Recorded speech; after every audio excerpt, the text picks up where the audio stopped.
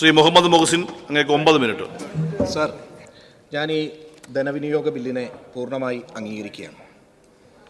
Kerala model വികസന പദ്ധതിയുടെ വിജയമാണ് ഇന്ത്യയിലെ ഏറ്റവും ദാരിദ്ര്യം കുറഞ്ഞ സംസ്ഥാനമായി കേരളം മാറിയത്. വിദ്യാഭ്യാസ മേഖലയിലും ആരോഗ്യ മേഖലയിലും സുസ്ഥിര വികസന സൂചികയിലുമൊക്കെ നിരന്തരമായി കേരളം തന്നെ ഒന്നാമത് നിൽക്കുന്നു എന്നതും ഈ കേരള മോഡൽ വികസനത്തിൻ്റെ പ്രത്യേകതയാണ്. അഴിമതി ഏറ്റവും കുറഞ്ഞ സംസ്ഥാനവുമാണ് നമ്മുടെ കേരളം. ഈ അടുത്ത് യുനെസ്കോയുടെ റിപ്പോർട്ടിൽ പ്രത്യേക പരാമർശം വന്നു. നമ്മുടെ കൈറ്റ് വഴി വിദ്യാഭ്യാസ വകുപ്പ് നടപ്പിലാക്കിയ 2018 മുതൽ നടപ്പിലാക്കിയ ലിറ്റിൽ കൈറ്റ് പദ്ധതിക്ക് ഉള്ള വലിയൊരു അംഗീകാരം ആ റിപ്പോർട്ടിൽ പറയുന്നുണ്ട്. ലോകത്തിന് തന്നെ മാതൃകയായിട്ടുള്ള മികച്ച പദ്ധതിയാണ് അത് എന്നാണ് പറയുന്നത്. നമ്മുടെ മറ്റൊരു അഭിമാന പദ്ധതി നമുക്കറിയാം, രാജ്യത്തെ ആദ്യത്തെ ട്രാൻസ്ഷിപ്മെൻറ്റ് തുറമുഖം വിഴിഞ്ഞം തുറമുഖം, അതിൻ്റെ ഷിപ്പിംഗ് മന്ത്രാലയത്തിൻ്റെ അനുമതിയും കസ്റ്റംസിൻ്റെ അംഗീകാരവും ലഭിച്ച് അന്താരാഷ്ട്ര തുറമുഖം ഇപ്പോൾ പ്രവർത്തനക്ഷമമാകുകയാണ്. ഈ മാസം ജൂലൈ 12-ന് ആദ്യത്തെ ജംബോ കണ്ടെയ്നർ ഷിപ്പ് വന്നുകൊണ്ട് ആ വലിയ പദ്ധതി യാഥാർത്ഥ്യമാകുന്നതിലുള്ള സന്തോഷം ഞാൻ അറിയിക്കുകയാണ്. സംസ്ഥാനത്ത് സാമ്പത്തികമായും വ്യാവസായികമായും ടൂറിസം മേഖലയിലൊക്കെ വലിയ മാറ്റമുണ്ടാക്കാൻ കഴിയും. സമയബന്ധിതമായി അത് പൂർത്തീകരിക്കാൻ സർക്കാർ കാണിക്കുന്ന ഈ മിടുക്കിനെ ഞാൻ അഭിനന്ദിക്കുന്നു. സർ, വിവിധ മേഖലകളിൽ സാമ്പത്തിക പ്രതിസന്ധിക്ക് പ്രധാനപ്പെട്ട കാരണം കേന്ദ്രം നൽകാനുള്ള ഫണ്ട് വെട്ടിക്കുറക്കുകയും അതോടൊപ്പം തന്നെ NHM അടക്കമുള്ള പല പദ്ധതികൾക്കും നൽകാനുള്ള വിഹിതം തരാതെ കുടിശ്ശികയാക്കി, നമ്മുടെ നെൽകർഷകർക്ക് കൊടുക്കാനുള്ള വിഹിതമടക്കം കുടിശ്ശികയാക്കി വെക്കുകയും ചെയ്യുന്നത് വലിയ രീതിയിൽ സാമ്പത്തിക പ്രതിസന്ധിക്ക് കാരണമാകുന്നുണ്ട്. കേന്ദ്രാവിഷ്കൃത പദ്ധതികൾ വളരെ തുച്ഛമായ എമൗണ്ടാണ് നൽകുന്നതെങ്കിലും അത് കേന്ദ്രത്തിൻ്റെ പേരിൽ അവർ പറയുന്ന ലേബൽ കൊടുത്തില്ലെങ്കിൽ അത് നൽകില്ല എന്നാണ് ഇപ്പോൾ പറഞ്ഞുകൊണ്ടിരിക്കുന്നത്. ഇപ്പോൾ നൽകുന്ന വിഹിതം കൂടി നൽകാതിരിക്കാനുള്ള ചില ശ്രമങ്ങൾ നടക്കുകയാണ്. സർ, നമുക്കറിയാം കേരളം കൈവരിച്ച നേട്ടങ്ങൾ, ആ നേട്ടങ്ങൾ എടുത്തുകൊണ്ട് കേരളത്തിന് പല കാരണങ്ങൾ കൊണ്ടും എല്ലായിടത്തും ഇപ്പോൾ നമുക്കറിയാം സമ്പൂർണ്ണ വെളിയിട വിസർജ സൗകര്യങ്ങൾ ഇല്ലേ, ഇപ്പോൾ അതിനുള്ള സംവിധാനങ്ങൾ ഉണ്ടാക്കിക്കൊണ്ട് എല്ലായിടത്തും ടോയ്ലറ്റ് ഉള്ള സംസ്ഥാനമായി മാറിയത് കൊണ്ട് തന്നെ ഇവിടെ നമുക്കറിയാം ശുചിത്വത്തിനുള്ള ഫണ്ട് വെട്ടിക്കുറക്കുന്നു.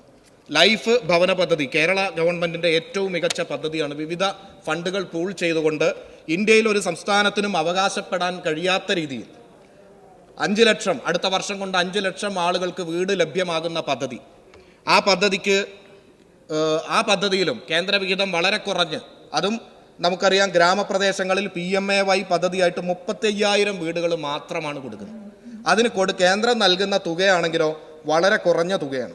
72,000 രൂപയാണ് കേന്ദ്രം നൽകുന്നത്. 4 ലക്ഷം നമ്മൾ ആ വീടിന് ലഭ്യമാക്കുമ്പോൾ അതിൽ 72,000 രൂപ, അത് ഈ 4 ലക്ഷം വീടുകൾ പൂർത്തീകരിച്ചതിൽ ഈ 35,000 വീടുകൾക്കാണ് അത് കൊടുക്കുന്നത്. എന്നിട്ട് പോലും അത് കേന്ദ്രത്തിൻ്റെ ലേബലിൽ പേരെഴുതി ആ ഉപഭോക്താക്കളെ സംബന്ധിച്ചിടത്തോളം അവരെ മോശമാകുന്ന രീതിയിൽ ലേബൽ നൽകിയില്ലെങ്കിൽ അതും നൽകില്ല എന്ന് പറയുന്ന ഏറ്റവും വൃത്തികെട്ട സമീപനമാണ് കേന്ദ്ര സർക്കാർ സ്വീകരിക്കുന്നത്. നമ്മുടെ MP-മാർ വളരെ ശക്തമായി പാർലമെൻറ്റിൽ അതിനിടപെടണം എന്നാണ് എനിക്ക് പറയാനുള്ളത്.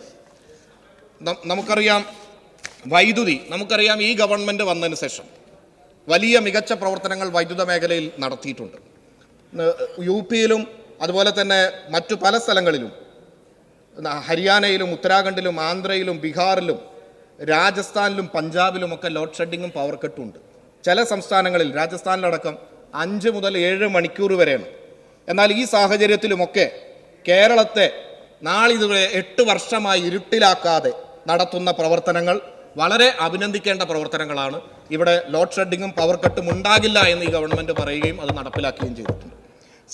സർ, ഈ വൈദ്യുതി മേഖലയിൽ സോളാർ നിലയങ്ങൾ ഉണ്ടാക്കുന്നതിൽ 2015 ഇവിടെ 16.49 മെഗാവാട്ട് മാത്രമാണ് ഉണ്ടായിരുന്നത്. എന്നാൽ ഇപ്പോൾ 2024 കടക്കുമ്പോൾ 16 മെഗാവാട്ടിൽ നിന്ന് 1000 മെഗാവാട്ടിലേക്ക് സോളാർ പദ്ധതിയിലൂടെ കേരളം കൈവരിച്ച നേട്ടം അഭിമാനകരമായ നേട്ടമാണ്.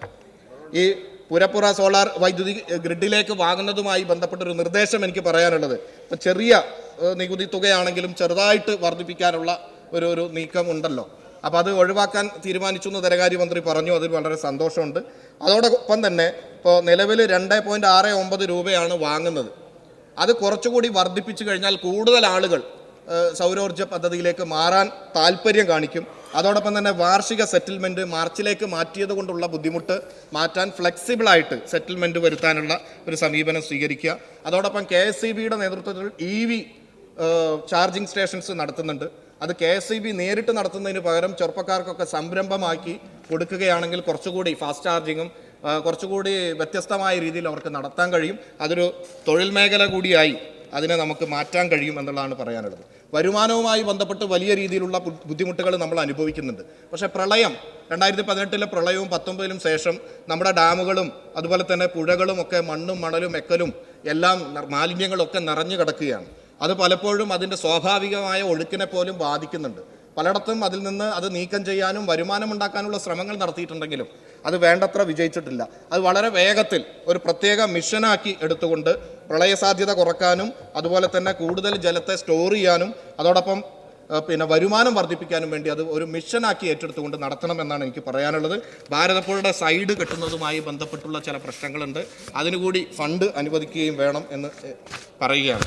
കുടിവെള്ളവുമായിട്ട് ബന്ധപ്പെട്ട് നമുക്കറിയാം, ഗ്രാമീണ വീടുകൾക്ക് കുടിവെള്ളം എത്തിക്കുന്ന ജലജീവൻ പദ്ധതി കേന്ദ്ര സർക്കാർ വിഹിതം നൽകാത്തത് കൊണ്ട് ഇപ്പോൾ അത് പ്രതിസന്ധിയിലായിട്ടുണ്ട്. അത് വളരെ വേഗത്തിൽ യാഥാർത്ഥ്യമാക്കുകയും അതോടൊപ്പം തന്നെ ഗ്രാമീണ റോഡുകൾ അതിൻ്റെ ഭാഗമായിട്ട് ഫണ്ട് അനുവദിച്ചിട്ടുണ്ടെങ്കിലും പല സാങ്കേതികത്വം പറഞ്ഞിട്ട് അത് പൂർത്തീകരിക്കാൻ കഴിഞ്ഞിട്ടില്ല. അത് വേഗത്തിൽ പൂർത്തീകരിക്കാനുള്ള ഗ്രാമീണ റോഡുകൾ നവീകരിക്കാനുള്ള നടപടി സ്വീകരിക്കണം. 1000 കോടി അതിനുവേണ്ടി മാറ്റിവെക്കുന്നു എന്ന് പറഞ്ഞിരുന്നു. അതുകൊണ്ട് എല്ലാ ഗ്രാമീണ റോഡുകളും നവീകരിക്കാൻ പ്രത്യേകം ഇത് വേണമെന്നാണ് പറയാനുള്ളത്. പിന്നെ ഈ ജലജീവൻ മിഷൻ്റെ പദ്ധതി നമുക്കറിയാം, കേന്ദ്ര സർക്കാരിൻ്റെ ഫണ്ട് കൂടി അതിലുള്ളത് കൊണ്ട് പലർക്കും ഒരു ആശങ്കയുണ്ട് അത് സ്വകാര്യവൽക്കരിക്കുമോ എന്ന്. ഇപ്പം നമ്മുടെ സുരേഷ് ഗോപി തൃശ്ശൂരിൽ നിന്ന് ജയിക്കുന്നത് വരെ പറഞ്ഞതുപോലെയല്ല.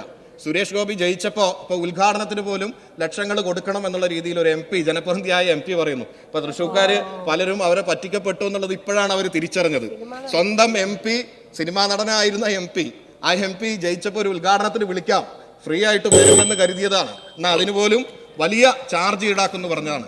അതേപോലെ കേന്ദ്രം ചെറിയ വിഹിതം നൽകുകയാണ്. ജലജീവൻ പദ്ധതി ഇത് പൂർത്തീകരിച്ചു കഴിഞ്ഞാൽ സ്വകാര്യവൽക്കരിക്കാനുള്ള ശ്രമങ്ങൾ നടക്കാനുള്ള സാധ്യതയുണ്ട്. വലിയ ചെലവുകൾ ആളുകൾക്ക് വരാനുള്ള സാധ്യതയുണ്ട്. അത് ശ്രദ്ധിക്കണം എന്നാണ് എനിക്ക് പറയാനുള്ളത്.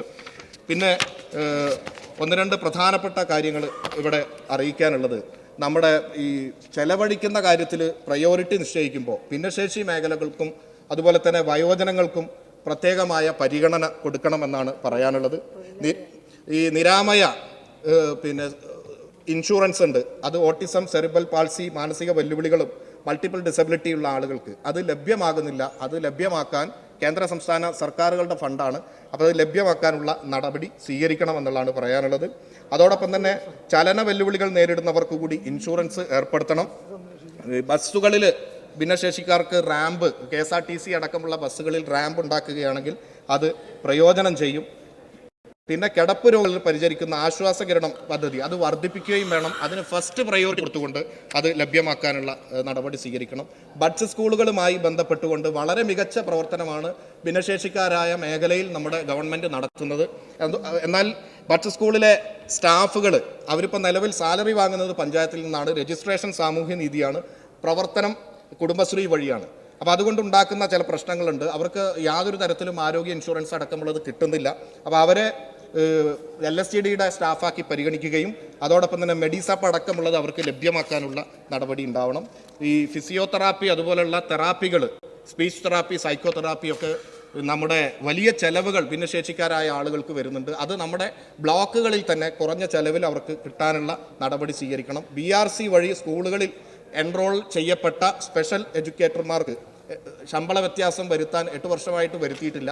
അതുകൂടി പരിഗണിക്കണമെന്നാണ് പറയാനുള്ളത്. ഇതോടൊപ്പം തന്നെ ഡിസബിലിറ്റി സർട്ടിഫിക്കറ്റുമായി ബന്ധപ്പെട്ട ചില പ്രശ്നങ്ങളുണ്ട്. പ്രത്യേകിച്ച് ആനുകൂല്യങ്ങൾ കിട്ടണമെന്നുണ്ടെങ്കിൽ ഭിന്നശേഷിക്കാരായ ആളുകൾക്ക് സർട്ടിഫിക്കറ്റ് വേണം.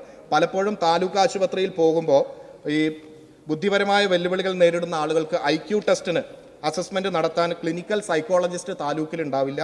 അതോടൊപ്പം തന്നെ ന്യൂറോ അടക്കമുള്ളത് ഉണ്ടാവാതിരിക്കുന്നത് കൊണ്ട് പല ആനുകൂല്യങ്ങളും അവർക്ക് സമയബന്ധിതമായി കിട്ടാതിരിക്കുന്നുണ്ട്. അതിന് പ്രത്യേകമായ ഒരു സംവിധാനം താലൂക്ക് ആശുപത്രികളിൽ മെഡിക്കൽ ബോർഡിൽ ഇത്തരം ആളുകളെ ഉൾപ്പെടുത്താനുള്ള സംവിധാനം ഉണ്ടാകണം എന്നാണ് പറയാനുള്ളത്. ഇതോടൊപ്പം തന്നെ അച്ഛനമ്മമാർ മരണപ്പെട്ട ഭിന്നശേഷിക്കാരായ ആളുകൾ അവരെ സംരക്ഷിക്കാൻ ഒരു സംവിധാനമില്ല. എല്ലാ ജില്ലകളിലും അവരെ സംരക്ഷിക്കാൻ പറ്റുന്ന ഒരു പ്രത്യേക കേന്ദ്രം, പുനരധിവാസ കേന്ദ്രം ഒരുക്കണമെന്ന് കൂടി അഭ്യർത്ഥിക്കുകയാണ്. മുച്ചക്ര വാഹനങ്ങൾ ഇപ്പോൾ MLA ഫണ്ടിലും ആസ്തി വികസന ഫണ്ടിലും ഒന്നും കൊടുക്കാൻ കഴിയില്ല. 5 വർഷത്തിൽ ഒരിക്കലെങ്കിലും മണ്ഡലത്തിലുള്ള പ്രധാനപ്പെട്ട ഭിന്നശേഷിക്കാരായ ആളുകൾക്ക്, വേറെ യാതൊരു നിർവാഹവും ഇല്ലാത്ത ആളുകൾക്ക്, സർക്കാർ വേറെ പദ്ധതികളൊന്നും ലഭിക്കാത്ത ആളുകൾക്ക് മുച്ചക്ര വാഹനമോ അതല്ലെങ്കിൽ അവരുടെ ഇലക്ട്രിക്കൽ വീൽ ചെയറോ ലഭ്യമാക്കാനുള്ള ഒരു അനുമതി ഉണ്ടാക്കണം എന്നാണ് പറയാനുള്ളത്. ഞാൻ അവസാനിപ്പിക്കുകയാണ്. അവസാനമായി ഒരു കാര്യം കൂടി പറയാണ്. എല്ലാ ദിവസവും നമുക്ക് ഓരോ കോളുകൾ വരുന്നത് വളരെ വിഷമമുണ്ടാക്കുന്ന കോളുകളാണ്. കാരണം 2 വയസ്സായ കുട്ടി, 1.5 വയസ്സായ കുട്ടി ബ്ലഡ് ക്യാൻസർ ഉണ്ടാവുന്നു. അതോടൊപ്പം തന്നെ ചില കുട്ടികൾക്ക് കരൾ മാറ്റിവെക്കൽ അടക്കമുള്ള ശസ്ത്രക്രിയകൾ. നമ്മൾ നാട്ടിൽ എല്ലാ ദിവസവും ഇങ്ങനെയുള്ള പരിപാടികളും കമ്മിറ്റികളുമായിട്ടൊക്കെ നിൽക്കുന്നുണ്ടെങ്കിലും ഒരു പരിധി വിട്ട് കുട്ടികൾക്ക് ഇത്തരം അസുഖം ഉണ്ടാവുകയും പ്രൈവറ്റ് ആശുപത്രികളിൽ ഭീമമായ തുകയും വരുന്നുണ്ട്. അവർക്ക് പ്രയോറിറ്റി കൊടുത്തുകൊണ്ട് ആ ചികിത്സക്ക് ഉള്ള സംവിധാനം കൂടി ഉണ്ടാക്കണം എന്നാണ് അഭ്യർത്ഥിക്കാനുള്ളത്. ഇതോടൊപ്പം തന്നെ കേന്ദ്ര സർക്കാർ നൽകേണ്ട ആനുകൂല്യങ്ങളും അതോടൊപ്പം തന്നെ നമ്മുടെ ഗ്രാന്റുകളും വെട്ടിക്കുറച്ചുകൊണ്ട്, വിഹിതങ്ങൾ വെട്ടിക്കുറക്കുന്ന നടപടിയെ അപലപിച്ചുകൊണ്ട് അതിനെതിരായിട്ട് ഒറ്റക്കെട്ടായിട്ട് നമുക്ക് പോരാടണം. ഇവിടെ നിന്ന് ജയിച്ചുപോയ മുഴുവൻ MP-മാരും അതിശക്തമായിട്ട് ഇന്ത്യയുടെ പാർലമെന്റിൽ കേരളത്തിന് വേണ്ടി വാദിക്കുകയും കേരളത്തിന്റെ അവകാശങ്ങൾ നേടിയെടുക്കാൻ വേണ്ടി മുന്നിൽ നിൽക്കുകയും ചെയ്യണമെന്ന് കൂടി അഭ്യർത്ഥിച്ചുകൊണ്ട് ഇതിനെ പിന്തുണച്ചുകൊണ്ട് ഞാൻ നിർത്തുന്നു.